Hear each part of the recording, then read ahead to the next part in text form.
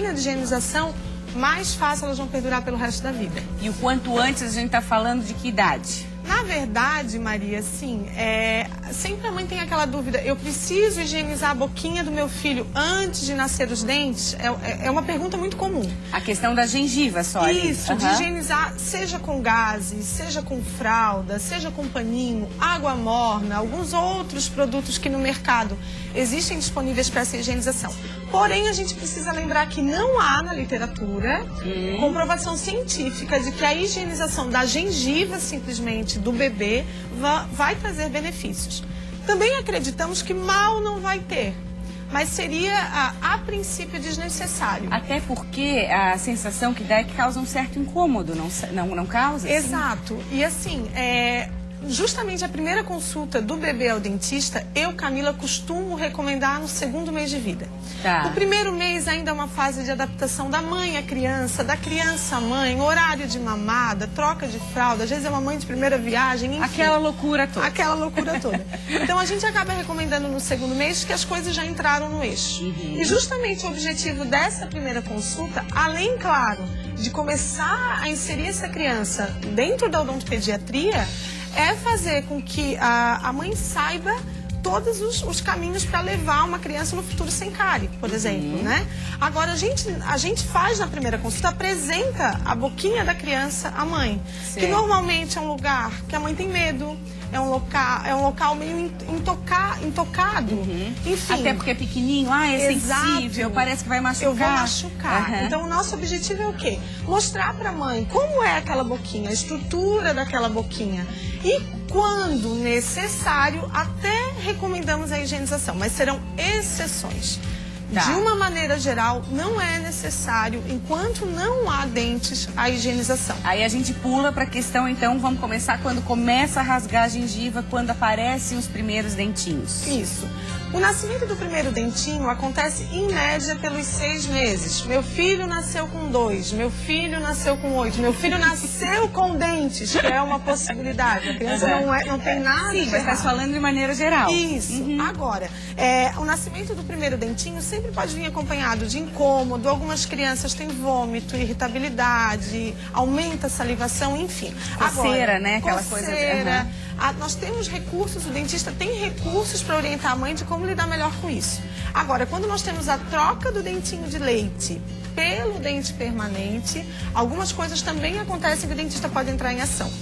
Na verdade, muitas crianças acabam ficando com dente de leite na boca e rasga o permanente junto. Isso aconteceu com a minha filha, como a gente estava conversando antes, né? Assim, chegou a nascer por cima, Camila. Assim, tinha o dentinho de leite e o dentinho permanente começou a nascer por cima. Aí a orientação é que tinha que arrancar, já que não caiu naturalmente, tem que arrancar. Exatamente. Eu sempre prefiro o processo natural. Se dá pra gente deixar aquela criança ter todo aquele passo de dentinho amolecer, de dente cair em casa, de dar para a fada do dente. A fada do dente. Exatamente, melhor.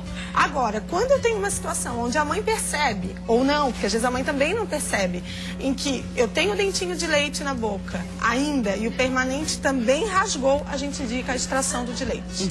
E hoje em dia é um processo simples essa extração, tem muita criança que tem medo, né? É um processo simples. Claro que a gente que trabalha com odontopediatria, a gente acaba tendo eu não digo só paciência, não que meus outros colegas não tenham paciência, enfim. Mas acaba trabalhando de uma maneira mais devagar, enfim. Eu já vi algumas consultas, Camila, parece que vocês são atrizes, assim, porque tem umas que fazem teatro e fantoche para envolver a criança, para mostrar que não é tão ruim assim. Exatamente. Até para não ficar um trauma depois, né? Exatamente. A verdade é que, assim, a minha maneira de trabalhar, e respeito os colegas que trabalham diferente, mas eu acho que a gente sempre tem que ir no tempo da criança. Claro que determinadas situações emergenciais, onde eu tenho uma criança com dor, infelizmente não nos resta tempo para condicionar o comportamento dela. Aí, logicamente, a gente precisa entrar em ação e fazer o nosso trabalho. E, Camila, até porque hoje, assim, eu vejo que, comparado da época que nós éramos crianças, hoje tem muito recurso que estimula a escovação dos dentes. Exatamente. Seja uma pasta de dente diferente, as próprias escovas, né? Escova que funciona com pilha, com bateria. Exatamente. Então, assim, hoje tem um universo maior que estimula, né? Isso tudo vai ao nosso favor, né? Para ajudar essa criança, estimular que essa criança escove mais. A ideia é que os pais tenham a consciência de que quanto antes levarem ao dentista, quanto antes os hábitos forem se solidificando na vida daquela criança, melhor. É muito mais fácil trabalhar com prevenção do que entrar com tratamento curativo. E mais barato também. E mais barato também. Vamos mostrar rapidinho, antes de encerrar, um modelinho aqui de escovação. A coisa da força também, assim, eu vejo muita criança que acha que tem que escovar com muita força. Isso é recomendado ou não? Não, na verdade não. O que nós recomendamos de uma maneira geral para as crianças, e principalmente as crianças que já conseguem fazer a higienização sozinhas, né? Tem alguns movimentos básicos. Nos dentinhos da frente, nós ensinamos um movimento que eu chamo de bolinha, tá? Então, vamos fazer bolinha nos dentes da frente. Que é um movimento circular. Circular. Tá. Esse movimento circular para limpar essas faces da frente dos dentes. Os dentes posteriores, nessa partezinha de cima que nós chamamos que é a face oclusal do dente. Lá atrás. Esse de trás, tanto embaixo quanto em cima. Nós vamos fazer um movimento de vai e vem, que é o que nós chamamos de movimento de trenzinho. Então, vai, volta, vai, volta, vai, volta.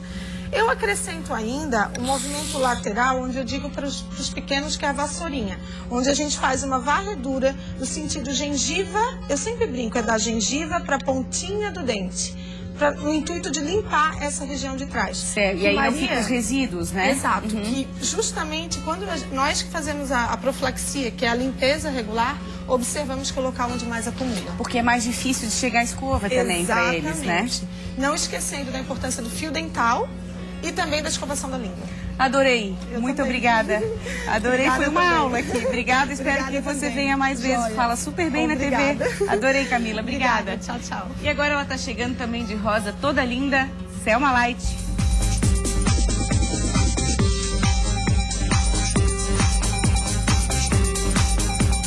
É isso aí, amor. Entramos no clima do Outubro Rosa. Estamos aqui todas trabalhadas no rosa, junto com essa campanha que é tudo de bom. Eu acho que tem demais a crescer, cada ano cresce maravilhosamente. Mas eu tô aqui hoje para falar de um assunto super sério que está acontecendo no mundo inteiro. Voltou seus olhos para a Rússia. Que bafo, né, gente?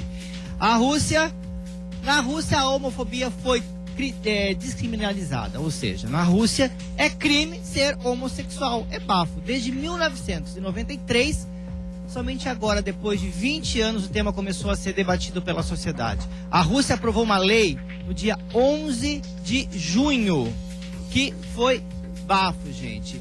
Lá, os menores não podem existir nada, não pode existir campanha, não pode existir propaganda, nada que lembre a homossexualidade. Ou seja, foi totalmente criminalizado, e lá tem multa.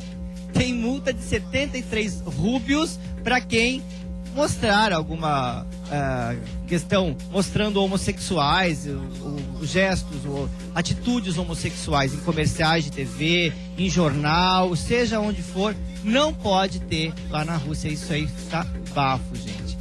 E o mundo inteiro está aí voltado os olhos para a Rússia e fazendo campanhas contra. E aí existem campanhas aí, como por exemplo, no inverno, lá na Rússia agora tem todo Olimpíadas de Inverno. E nessas Olimpíadas de Inverno o pessoal já está investindo, já está lá contra a homofobia na Rússia. E alguns times já estão se mobilizando, como o time da Alemanha, que mandou seu time todo com roupa colorida, trabalhada no arco-íris, para fazer essa campanha aí contra a homofobia. Gente, é bafo, então vamos reunir essa galera toda aí para falar contra também.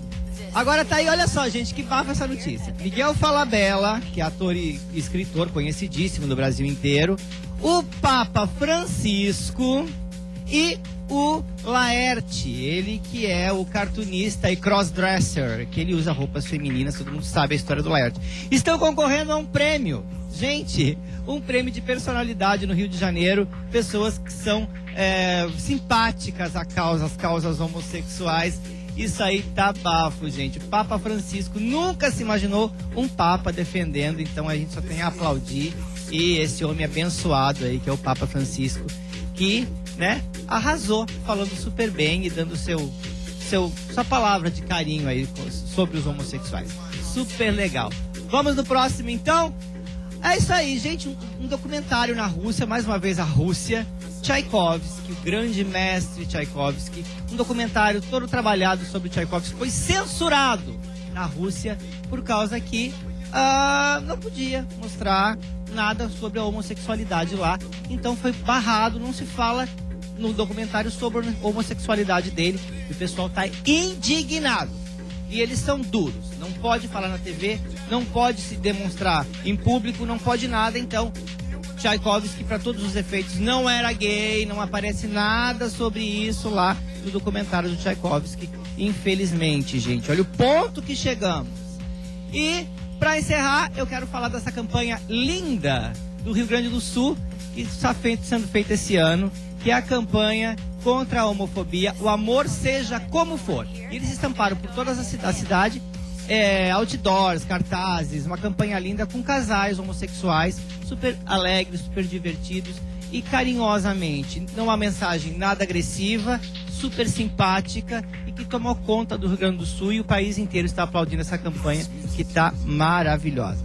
Gente, eu tô falando isso tudo para mostrar para vocês que a gente às vezes não se preocupa tanto com o que está acontecendo no Brasil, cura gay, é gente querendo barrar homossexuais, tratando homossexuais. Aqui em Floripa é terceiro banheiro, é querendo falar um monte de coisa ruim e aprovar leis contra a gente. Se a gente não tomar cuidado com isso, não gritar contra isso, pode o Brasil vir a se tornar uma Rússia, infelizmente. Então, acreditem nos seus direitos, lutem por eles, que a gente tá de olho.